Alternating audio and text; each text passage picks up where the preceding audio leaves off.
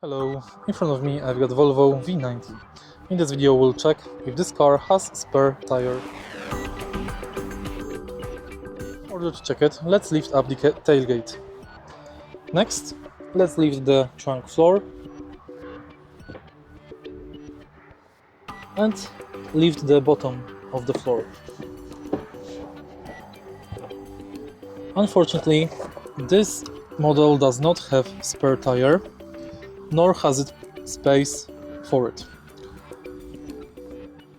In order to fit spare tire here, because as you can see we've got the screw, we would have to replace this floor of the car or completely remove it.